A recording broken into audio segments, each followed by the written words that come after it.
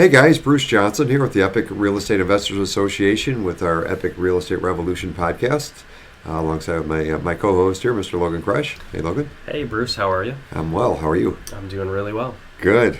Well, we're looks like we're turning the corner on weather here and getting ready for some springtime action. So yeah, very much. I was doing some landscaping work today, and it felt awesome. Yeah, it's good to have the doors and windows open a little bit, get some fresh air. So Yep. Yes. So it's good stuff. So yeah, it's been busy as always. You know, we have each of us has our long list of things that we're taking care of and taking on and getting done. So, but real excited about turning the corner into spring and the spring real estate market. So, Definitely. yes, indeed. So, so we have a special guest with us today. A gentleman I met just recently. He got involved with our group back in January.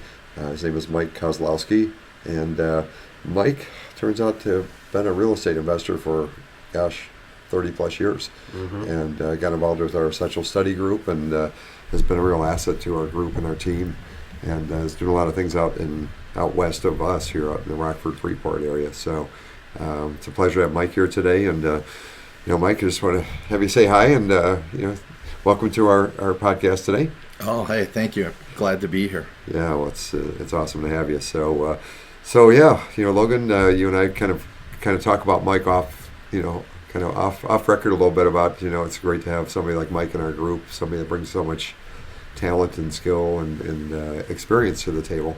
Yeah, definitely. Right before we just started recording this, we're talking about some of your deals that you've done, and just getting me excited. Yeah. I'm ready to learn. Cool. Absolutely. So, Mike, with that being said, why don't you introduce yourself and tell us what got you started in real estate, and really, why you're still doing it. Sure. I don't know, about 30 years ago, I started going to college. No one in my family ever went to college, and so that was kind of the path they told me to take, was go to college and you can make some money. And when I started going to school, I got a little confused. I didn't know how school was going to really help me, and I just never really felt like that was going to be something really strong in my life. And I don't know how to explain it. I was a young guy in my 20s, and I'd have fun and come out go out with my friends late at night, and then when I would come home, there was these real estate infomercials on, and it just kind of blew me away. Here I am thinking I'm going to college, I'm going to get a degree, make a lot of money, and then I see these people on TV like they seem similar to how I was and how my family, blue collar people, waitresses, truck drivers, non-college people, and they're making tons of money, and I just couldn't relate to it. My family, they're all renters. They're not homeowners. Oh, wow. So they're just hardworking people and working 10, 12 hours a day or weekends, and it's just very hard for them to save money. So I got excited watching this stuff on TV, and I couldn't resist. I bought the course, and it was a starting point of understanding real estate. Like someday I could actually own my own home and own my own investment property. And I started reading it, and it just overconsumed me. And one of the things that it talked about was you don't need money. Wow. Like no money down. I'm like, really? I mean, my whole family said we don't own a house because we have no money. And one of the things they talked about at that time was using credit cards. So they said, hey, why don't you go apply for a bunch of credit cards and use that money for a down payment and ask the seller to carry it back, or maybe somebody who's got a VA loan, which would be 100% financing. And what was strange about that time is I lived with my mom. My mom and dad were divorced. I didn't really know my dad too much, but he was in Vietnam and he had veteran rights and benefits. And first time I kind of really reached out to my dad and got to know him again. And my mom thought I was crazy. She tried to tell me, son, people like us, we're renters. We're never going to have any money. And my dad, he had an open mind. I said, Dad, I watched this stuff on TV. He's like, so do I. And I explained to him about what the program said. You could get a VA loan. He could qualify, and then he's like, well, son, how do we pay the closing costs? There's got to be something. I said, Dad, it's probably going to be about $2,000, and I got credit cards now. So I go, can we partner? I'll find it, and you get the VA loan, and I'll pay the $2,000 in closing costs. And that was my first deal when I was 20 years old. Wow. I went shopping, found a 3-unit on the southwest side of Chicago, and immediately had 3 apartments, and it was all new to me. My dad could fix stuff. My dad and grandfather, they were very handy, and I knew nothing about fixing stuff. So I kind of had a great relationship with my dad, watching him fix stuff. And so when I was at 20, still going to college, I started telling my friends, hey, I bought this place, and they were freaking out, like, really? And I'm like, you know what we should do? We should get our own place. So I went to 2 brothers, my 2 best friends, and I said, look, how about I find the place? You guys got better jobs than I do. You know, let me find the place, and we'll split the monthly payment, and maybe we'll rent the basement to a couple of our friends, and actually it will be free. And so that was my next real estate adventure, is I found a house, somebody died, passed away, negotiated the deal, we got the house, we got all the furniture, we even got the food in the refrigerator, which sounds crazy, but we got everything. And that was an FHA loan, because we lived there, and I think it was somewhere around $1,400 I had to kick in. Once again, borrowed it from a credit card. And then, not going to get into all my deals, but really where the owner financing came in was like my 3rd deal. I was trying to buy another 3-unit on the southeast side of Chicago, and I was trying to get a loan, and for whatever reason, the bank wouldn't give me the loan. They just didn't believe, I don't know. It was a crazy neighborhood, and back then, they just didn't do the loan. And the seller said, hey, Mike, do you want this place? And I said, yeah, but I don't know how to really buy it, even though I took this course. And he was probably the smartest guy I ever met in real estate, even today. He wasn't a lawyer, but man, he was sharp. And he just said, look, Mike, if you can come up with $8,000, you could have this building. I'll work your payments. We'll get you a mortgage for 10 years. He'll finance it. And I was like, wow, how am I going to come up with $8,000, you know? And so once again, half of it came from credit cards, and half of it came from asking one of the brothers that I bought a house with, hey, can I borrow some money from you? And that's kind of, I started seeing owner financing, that you don't need banks. And so I started realizing, hey, if I make a lot of offers on properties trying to ask people for owner financing, we'll see what happens. So then, I don't know, probably bought another 40 properties, literally 40 over the next few years like that. All owner financing. A lot of them were from older people. When I say older people, I'm just saying I was in my 20s, and we're talking people in their 50s, 60s, and 70s. And they just they were amazed at what I was doing as a young guy, and I don't know how to say it. It doesn't sound business-like, but they just wanted me to succeed. They obviously made a success out of themselves, and they saw a unique situation, some kid, and they helped me structure things so that I could buy the place from them creatively. And so I did a lot of owner financing like that. I don't know if you want me to take a pause or... No, you're doing great, man. So, tell your story. So I did do a lot of different types of owner financing deals, and I'll be honest with you, something did go to my head. I came from a family of no money, right? And so now here I am in my 20s, owning a house, investment properties, and it did. I made a mistake. It went to my head. I started buying things I shouldn't have bought, wasn't really paying attention, and went bankrupt. And it was kind of sad. Right. Not proud of that, but I was down and out. And then, I was trying to figure out, well, what am I going to do? And so after I hit the bankruptcy, I just realized I have a love and passion for real estate. Yeah, I like real estate, not just because of the building. It's the negotiations. That's the part of real estate I love. It's looking at a property and just trying to figure out how you can acquire it, how to benefit the seller, the tenants. And it's like an addictive drug. I just love doing deals. And, I got back into real estate, and I had, from the bankruptcy, another good run. 2 deals that come to my mind that I did was one in Rantoul, which is like central Illinois. Right. And it was like 125 unit apartment complex that was vacant. And so we worked. Yeah, it was, right. And we looked at it, and I looked at it and tried to figure out, how do I buy this thing creatively? And so I had 2 companies, one for my wife and one for me. And I figured, how can I do this no money down? And, what I did was I had my wife's company lock up the property for $1 million, and then I bought it, my company from her company, for like $1,650,000. And so we got financing from a bank, which was okay back in those days to do that. I wound up getting $350,000, $350 or $360 at closing to actually buy this building, and then it was awesome. We put so many people to work. You know, it was a kind of a depressed area, and we ran ads in the newspaper, and you could just picture just running ads and having people show up to do cleaning, painting, fixing. And so, and it was a cool thing, working with the mayor, the police department, trying to take an eyesore and turn it around. So I really enjoyed doing that. Well, And, then I think I did another building. It was a 30-unit building, something similar. It was a concept at a time where I was just using my wife to buy it. And it was a certain price, and then I would buy it at a higher price from my wife's company. And I think on that one it was no money down, and I got $150,000 back at closing on a 30-unit in Aurora. wow. And so, I did a lot of always looking to see how can I acquire property, no money down, but better yet, how do you get cash back?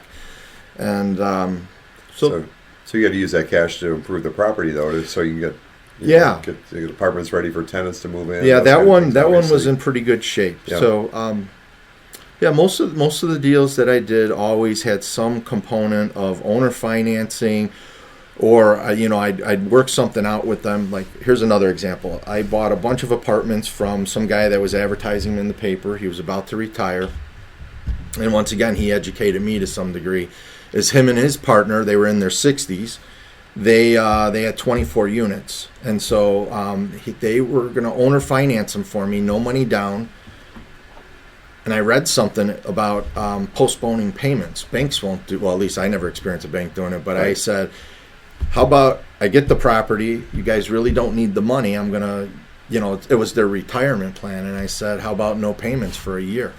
And I was really shocked. They didn't do a year, but they did 6 months, no payments. Okay. So I had all that cash flow coming in, and it really boosted things, and we fixed up the property, and 6 months later we refinanced, and another year later I got bank financing and paid them off. But what was cool about them is these guys had a bunch of properties, so it was I grew by acquisition, like to another 100 properties with them. So they started selling me some other things that they had on the same concept, owner financing with postponing payments.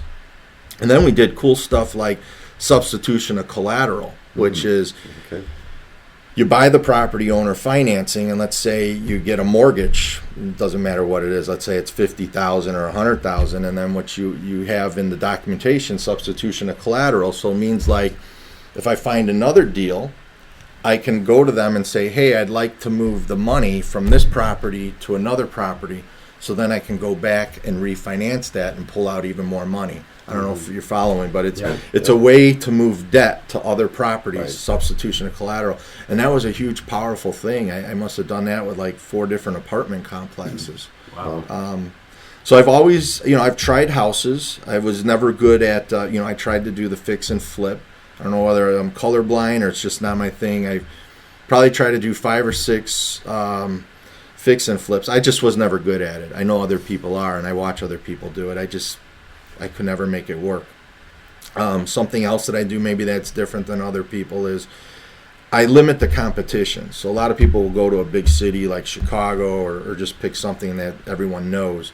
I like farm communities. I find it's less competition. Okay. So, it doesn't matter all throughout the United States. You look at Illinois, I'm going like 60 miles outside of Chicago, maybe even 100 miles outside of Chicago, and there's just less investors because most investors want instant gratification, meaning they want to like do that fix and flip, buy it, turn it, put the money in their pocket and do it again. Most of my deals are you buy it, you sit on it for like 2 years, maybe you refinance it a couple times, pull out your money, you're hanging on to it, and then like within 5 years you sell it. And to me that's a lower risk because you're hanging on to it for like 2 to 5 years. There's not too much I experienced that can go wrong because you're kind of riding out the market. I don't have to be like to a science with numbers. Mm-hmm. So I did a lot of farm community properties.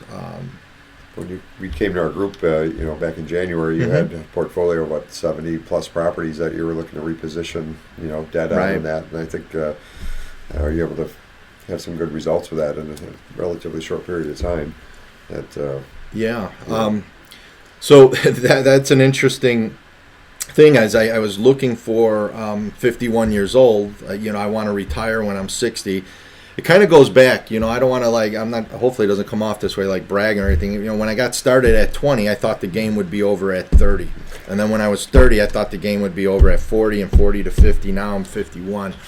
So there's some mistakes that I made, my family didn't have the real estate background to teach me wealth management. It's come through probably like $100,000 in different forms of real estate education from different people, different ideas. And I don't always follow what is written down. I kind of like a buffet. I take what I want. So I guess what I'm trying to say is I've had some failures. I thought I could end things a lot sooner and be out. So now I'm kind of looking at things a little different. I look back over time when I was 20, what I didn't do and maybe what I did do that was kind of risky. And so now I'm real conservative. I'm looking for properties that they're much cheaper than the average market, meaning, somebody might say, hey, we buy a 4-unit and we're going to spend $400,000 on it. I'll sit there and say, let me buy a 4-unit for $40,000. Right. So I buy properties in these farm communities and like Freeport, and with the anticipation that the tenants are paying low rent, but they can afford it because a lot of them are on fixed income or they work minimum wage jobs.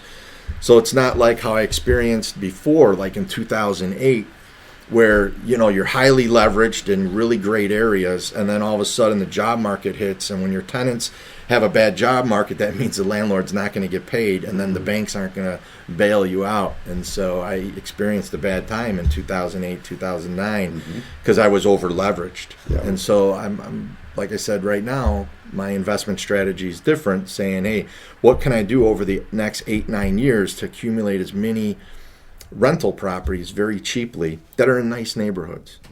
So I've been looking in Illinois, where can I find that? And just so happened that Rockford and Freeport have places that are under 100,000, which is unbelievable when you try and tell somebody you're buying 4 units for $40,000. Right. I'm buying a 12, 13 unit for $60,000. Yeah, so it blows people's mind away that you can do that. And I don't mind doing it because my plan is to hang on to it. Even if it doesn't go up in value, you do the math, the tenants are paying down that mortgage every month. So I just look at what we're doing today as a low risk thing. And then really where my passion is, what I've always realized, people have helped me. I'm trying to think, what can I do to help others? So I'm not trying to take advantage of people. What I'm trying to do is it goes back to 30 years ago when my mom had a very limited mindset and said, son, people like us will never be millionaires. I mean, when you ask your kids, what do you want to be? Some kids say they want to be baseball players or astronauts or something exciting. I don't know. I've always had a passion for money. And when I said a millionaire, she's just like, I could see the disappointment in her eyes. She just couldn't relate to owning and making money. So I want to be able to do the same thing with a lot of other people that just, they don't know any better in the sense that they don't want to get an education. They aren't interested in advancing in life. They feel like the cards have been stacked against them. Right. And so the tenants that I have are good people, and I want to show them, one, how do you repair your credit? And it's things that I'm learning here at Renatus, but it's just common sense. Right. How do you get bad marks off your credit? Not by denying it, but by questioning the accuracy of what's on someone's credit. So you could have a bankruptcy, you could have car repossessions, but the way the law's written, it has to be accurate, accurately reported. So Renatus has a great way of helping with that. And so I wanted to help my tenants get them credit, maybe get a way to get a couple $1,000s, and then get regular homes, which in Freeport you could get houses, in the neighborhood of 20 to 50,000, depending on how nice you want it. I just can't comprehend that because you can't build a house for even Right. 4 times that amount. Right. Brand new ground up construction and apartments and things like that. You're talking about Yeah. $5,000, $10,000 an apartment. That's So what's crazy. unique about that is if they're paying me $400 to $600 in rent, it's equivalent to a house payment. oh yeah. So my point to them is stop renting from me. Don't do that. Well, let's show you some houses, and I'm trying to buy some houses where I could show them. But more importantly, I just want to say, hey, go work with these realtors, pick one. You go shop and find one, and we'll buy it, and then we'll sell it to them on owner financing. And it's a win-win because you're helping the tenant, and then that's the next form of investing is playing the bank. If you run the numbers and see what your payments are, I mean, that's what banks do, right? So Yeah, I mean, I'm sure you're the only real estate investor doing that for their tenants. I don't know, but I just think it's a cool idea. Years ago I used to sell I had houses, and I used to, after a while, make offers to my tenants saying, do you want an option to buy the house? You pay me a little bit more. Most of them wouldn't do it. I'd maybe do 2 houses a year like that. But in Freeport, the other thing is it's kind of depressed in the sense of what people think a job market is today. Most people think job market is a physical thing, like you actually go to a plant or you go to a place. That's how most people today think of it. But most younger people realize that's just not the way the world is, and that's not the way the world's going to be in the next 20 years. You could work remotely. You can be a virtual assistant. You can create your wealth through social media. And so what we're probably going to see in real estate, just a speculation, is it doesn't matter where you are. Right? So here I am offering cheap housing. Cook County's insane with the prices they charge for rent. Right. So we're seeing more and more people on a fixed income moving out west. Right. And even if that mindset, what I'm saying is inaccurate, I don't care because I bought a 10 unit for, I think it was $80,000, a 10 unit for $80,000. And it's generating, I forget the exact numbers, but after everything's said and paid, $2,500 a month. That's not a lot of money to most people, but when you got 70 units and you start thinking like that and you start accumulating, I think we got $2.5 million in real estate right now, and your tenants are paying off those loans. I just feel safe. I think it's a good strategy. Well, you have multiple tenants. Obviously, you're not counting on 1 or 2 houses with 1 or 2 tenants. You have economies of scale where you have multiple tenants that are paying your rent. So if one misses or a couple of vacant apartments, you still have positive cash flow, and it's not going to break you. So, and then we're trying to take our tenants, and it's not a exact thing like Shark Tank, but we got a couple commercial buildings downtown where we want to set up restaurants, like generic restaurants or other places of business like bars, and have them come in with very little money and experiment on their different ideas of opening up a restaurant or a business, encourage them, have different investors offer them money to, if they don't want to do it in Freeport, they can try and do it there, but then they can scale it up elsewhere. So it's a place to scale up, try things, trial and error that most people would never get that opportunity. They would need a lot of capital. So it's pretty cool because you seem like you have a bigger passion than just buying buildings and becoming a landlord and having cash flow off of that. You look at opportunities to be able to take a small town, kind of a stagnant economy and be able to reinvigorate that by empowering the tenants to make improvements in their life, and they're able to possibly own their own house someday, and the entrepreneurial mindset that you have and for them as well really helps. When you start talking about that last week, I'm like, holy cow, that's pretty, that's amazing.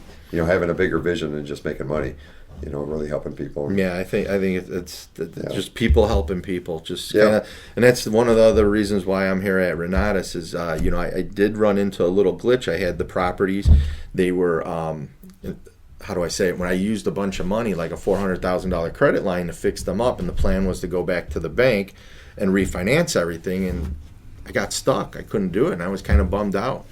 And I accidentally saw your emails, and it was, I kept seeing your epic emails, the property tours, and I decided to come to one. And I was just really on that edge again of, here I am trying to do all the right things and help people, and the banks aren't giving me money, and it was real sad. And then I thought I was gonna almost quit. I was kind of depressed, and then your presentation you weren't there at the time, but your dad was there. Right. Because it all brought me back to a time when my dad and I, me and my dad, got involved in real estate. And so, like, Bruce's email was, come see what this father and son did. It just brought back a lot of good memories, how it all started for me. Yeah. And then you were talking about, what are you going to do in 2020?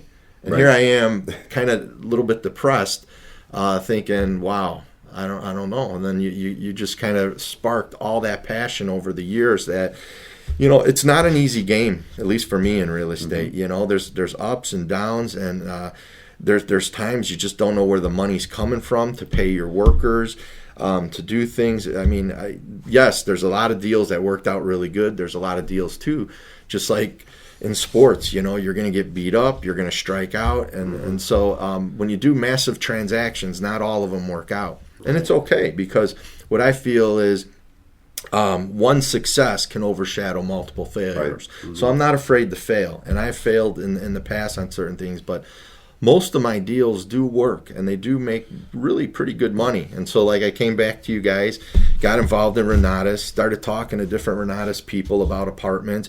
They gave me different ideas, and here I am. 2 weeks ago, I was able to go to a different bank. They gave me some money. I got another bank I'm going to next week to get like $150,000. And then at the end of the month, I got another bank that's doing something. So that whole debt got restructured. The payments make sense. And, we're back in the game again, trying to buy more and more properties. Right. And so that's what you need as a community. That's why I'm grateful to be here, is the community, talking to other people. Like this Saturday, I went to that property tour that the guy, Rich, who did the house. Man, that was awesome to see the before picture of a fire, what he did, how it's presented, how the community is, how the community encourages you. And that's what I'm getting at is you can buy books and tapes or whatever you want to call it, or watch YouTube videos, but there's nothing in comparison of real people that you meet that have the same mindset, that are willing to do what you're doing, plus give you a sanity check, like, hey, did you think about that? Hey, what about this? And it's like, wow. And that's why I'm grateful to be here. Well, it's great to have you. And, Logan, I know you got some questions for Mike here, so why don't you... so I've been quiet here because I'm just listening and learning so much, and I'm 22, just getting started in real estate, and I'm doing it with my dad, and hearing you tell the beginning of your story, I'm like, wow, it sounds like he's just talking about me. So that's awesome. But I had a couple questions just along the way, specifically the deal you mentioned when you closed, and you just closed and got $350,000. You said you used two companies to buy the apartment complex.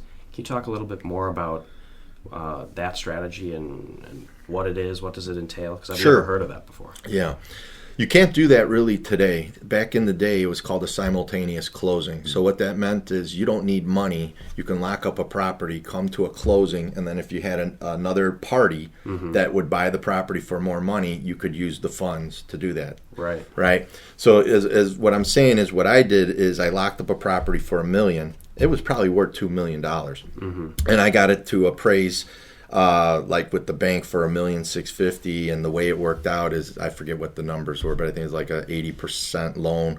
So it turned out I got the $350,000, $360,000 back. So it involved going to a closing and having closing one, the wife buying it for $1 million, and then closing two, the wife selling it to me. Right. And behind the scenes, unfortunately, back then, they took the bank funds to pay my wife off first. Today, they don't allow that. So now you would need to have what they call transactional funding. Right. You have to pay like a fee, and most title companies will tell you you need the funds at the first closing. Right. Okay. Back in the day, it was pretty creative. They allowed you to do that. Now they, from what I understand, I've done some transactional or simultaneous closings like that where I actually had a cash buyer. So they actually put they were buying with cash. There was no banks involved, so they actually put the money to the title company. So when we bought it on the A to B side, we used our money to buy it with, and then when we sold it to them on the B to C side, we actually got a check back for the overage there for the wholesale. Same concept. So it's in today's economy, especially in Illinois, there's some laws and rules and regulations that have changed. So certainly seek the advice of an attorney, a competent real estate attorney, to help navigate you through that. Those kind of closings are still out there; they're available, but you have to structure it where it's all mainly cash buyers, and cash is king, right? So. It's kind of difficult to do that with bank funding at this point. And a lot of banks today, they have what they call a seasoning requirement. Right. So they purposely ask the title company, how long has that guy been on title? Right. Yeah. They don't allow like 1 48 second anymore. Like a 48-hour seasoning or something. We had Okay. Yeah. So that's pretty cool. But yeah, those were cool and I didn't invent it. Once again, it's listening to experts and then taking action on that information. Same thing with the substitution of collateral, all those cool things, deferring your payments for 6 months to a year, things like, who teaches you that stuff? Where do you find that out? So you talked about, back in the day, the late night infomercial. I know it was probably the same person that I bought back in the day too. It was probably Carlton Sheets or one of those guys. Yeah, Carlton Sheets and Dave Delgado. I never bought Dave Delgado stuff, but they just motivated me. I mean, they just seem like ordinary people, right? Being interviewed, and their lives are changing. And I was like, I got to try this. I mean, how could you go wrong? Right. And it was like, you're learning a new language. I mean, what they taught back in the day is still relevant today. Oh, absolutely. Their principles or their strategies and things like that. I know back in the mid '90s when I bought Carlton's program for like $200, it was a green plastic folder with with yellow writing on it. Kind of make money in real estate, and open it up, and there were cassette tapes and a study book. And Absolutely. I dug into that for close to probably a month. My wife's like, "What are you doing?" So, listening to this training on this program, I want to learn how to do real estate. Yeah. And she's like, "Yeah, no, that's not going to work." So, I got through it. I got really excited. I was about ready to make that first step, and I'm like, holy cow, I'm scared stiff to do this because I didn't have anybody there to support, anybody to encourage and things like that. My wife certainly was not she was a skeptic, about doing that. So it was kind of one of those things I put up on the shelf and, kind of went on with my daily life and existence. So, we still see those infomercials on TV, the late night infomercials, and, these groups are coming in and out of town for the free lunch and 3-day workshop, and then they're looking to sell you, pretty expensive program. So it's pretty typical, but the fundamental strategies are still true today as they were, 20 years ago, 50 years ago. Yeah, probably. Right? Land contracts. My dad bought our first house when we moved to Illinois back in the early 60s on a land contract. Yeah. And that term always stuck in my head. He bought it on a land contract. I don't really know what that is, but as I got older and I started learning about it, like, oh, he bought it with seller financing. It was really what that meant. So. Yeah. Okay. I mean, one of the things that I've always learned from these classes and stuff is borrow what you don't have. Don't make excuses like I don't have tools or I don't have the down payment or I don't know how to do it. Somebody knows how to do it. You just gotta ask. You'll be surprised if you ask what you'll get. You have, you need money to do real estate. It just doesn't need to be yours. That's correct. Right. That's so right. That's one of those principles that has resonated throughout time. So yeah, it's absolutely key, and I would say like in my case, that was what changed the game. We're sitting in the office down closer to Chicago, and they're saying, you have the 40-40-40 plan. That a couple episodes ago, my dad was just going off about that. But we're just sitting there, and he's like, "Oh, have you ever heard of seller financing?" And we just look at each other, and we're like, "No, what is that? Tell me more." And to your point, like borrow what you don't have. That's a great way of saying it. Right. Yeah. One of the classes that's inside of the Essentials program is, Chris Albin talking about creative acquisitions. That's all about different ways of seller financing and acquiring properties with, without having to go to the bank, which is really cool. There's multiple strategies on doing that and different terminology for it. But, Mike, you're a pretty humble guy, so it's pretty too humble. Yeah, it's you're very soft spoken. You would never know. Mike looks like an average guy, just like you and I and everybody else. He's not walking around in a suit and tie and looking like some multi-million-dollar real estate tycoon. You wouldn't know him walking talking to him on the street, and certainly wouldn't know it unless you knew how to ask him the question. But Mike's very humble, and he actually wrote a book back before 2007. It's called Minimum Wage Sucks. Yeah, stressed, underpaid, and exhausted. Yeah, so it's, he in that book he's describing how people can get involved in real estate investing, as a tenant, as going out and cutting grass and painting apartments and things like that, just kind of getting your feet in the door doing it, and working your way up from there. And it's a great read. I've gotten through part of it. I'll be honest with you, I haven't read the whole thing yet, but it's about 400 pages, and man, you did a great job inside of that. Oh, thank you. Yeah. Thanks. Yeah, it really is, because you detail going from, working a minimum wage job. Well, what's the next step above that? In the book it really references, go manage property or go get involved in the game, at least be involved in the game that you want to play. Go help other people solve their problems, and then, eventually you'll accumulate enough of wealth and knowledge from doing that you can go out and buy a property yourself. And the book is fantastic. Yeah, thank you. I've always found, the more to have a servant's attitude and to help people and give things away, it comes back. My wife sometimes challenges me on stuff like that. I give a lot of money away on tips and just to waitresses and things like that. And it's because it comes back to me. A lot of people say, wow, Mike, you're pretty lucky. It just seems like the harder I work and the more I give away, the more opportunities come. And it happens like that at banks. Sometimes I'll sit down with a banker and he'll be like, let me explain to you what you need to do. You need to create this entity. I don't want to do business with you as Mike. Create this entity. Create 3 of them. We can give you a line of credit, and we can do these commercial loans. Who does that? You know what I mean?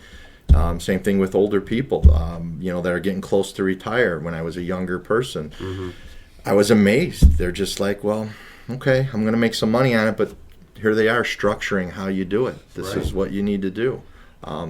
I thought that was interesting, trying to put deals together. Yeah, I would say so for my first deal, the multifamily, we call on the sign.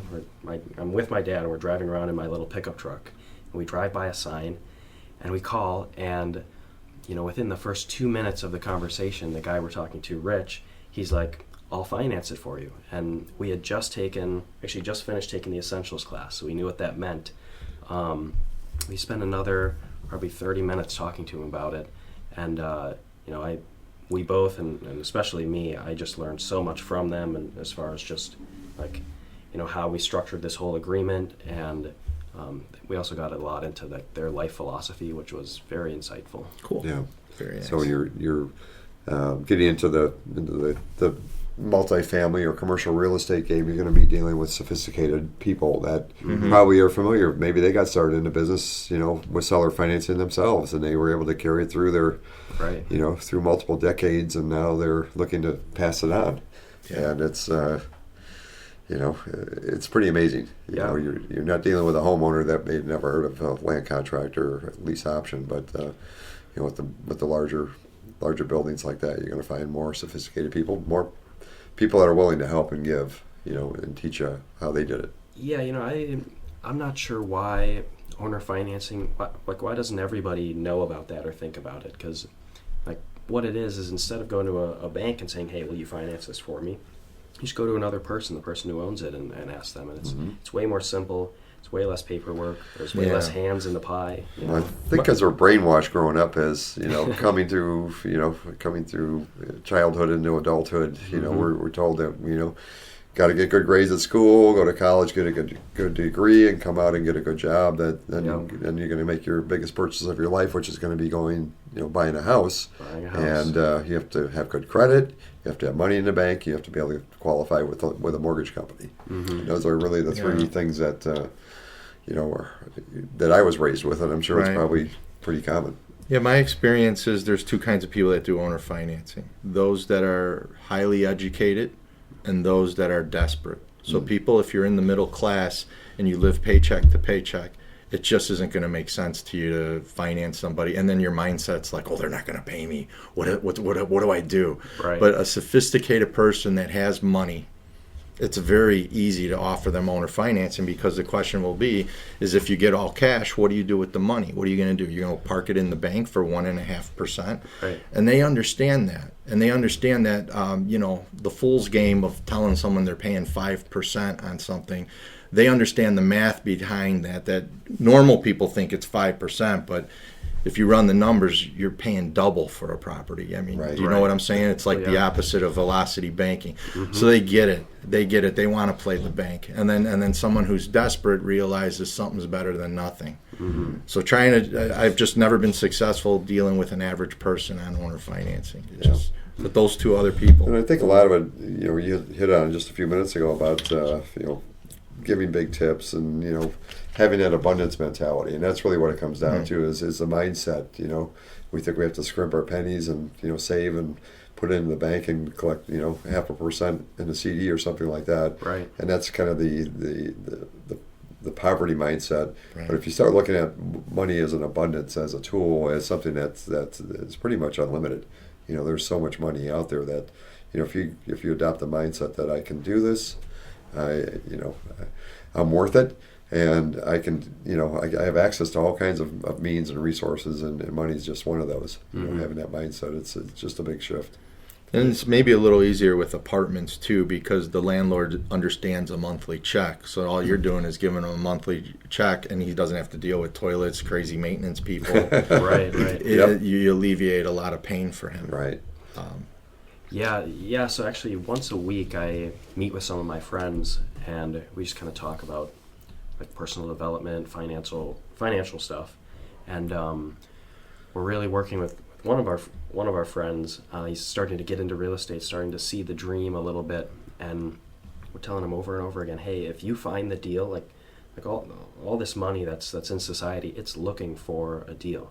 And so if you put together something that works, it works for you and it works for everybody, the money will come, it'll flow, it'll jump out of the woodwork at you. I think that's very true. I mean, like when I show deals over the last 30 years, if you got a good deal, the money flows to it. If people look at it and they don't like it, you got to ask what are the red flags, what's wrong with it, improve it. But a good deal, I mean, that's what most people think. It's easier to find the property than it is the money. If you got a really good deal, the money will flow to it, especially if you're showing it to other investors. Yeah. They'll see the BS in something, right? And then they'll see the history of what you're doing, and then they'll start to realize there's some money to be made with this person. There's opportunity for them to invest with you. So, and we're looking to raise like $20 million on our senior housing project here in the near future, and it sounds like a big number, but I know the value that we're going to provide to our investors is going to be tremendous. So, I'm not too concerned about that. And that's the other thing I learned too over 30 years. And a lot of middle class normal people, the bigger the number, it seems it's easier to borrow. So like when I'll go do an apartment complex and refi it, I can walk across the street to the bank. And sometimes they'll just give you a check for $3.5 million, trying for me to go get $30,000 on one of my Freeport properties is a very challenging, difficult thing. Let me see your tax returns, or what's your credit score. But to say, hey, I want to borrow $3.5 million against $5 million in assets, it's a different mindset. It blows me away. Most people can't relate to that. They'll just cut the check right there. It's crazy. That's awesome. So, kind of in closing here, we went a little bit longer than we normally do. Mike, man, you knocked it out of the park with us. So I appreciate that. Oh, thank you. And look forward to having you on again in the future on some more epic podcasts.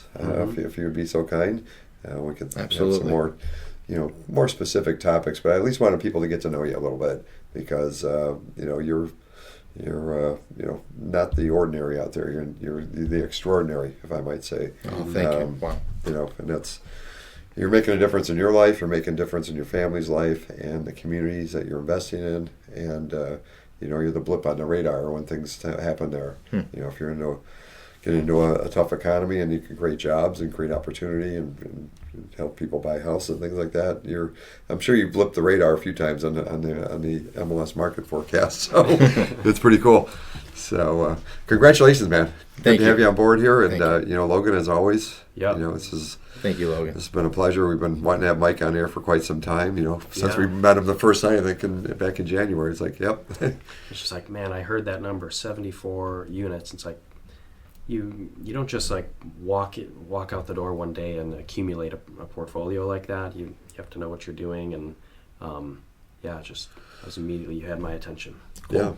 Yeah, and you're going to get some some bruises along the way. The only way I can say it is that you learn by doing, and you are going to make some mistakes along the way. I've made plenty of my own, and even if you're on the bottom right now and things are not looking right, just get in the game.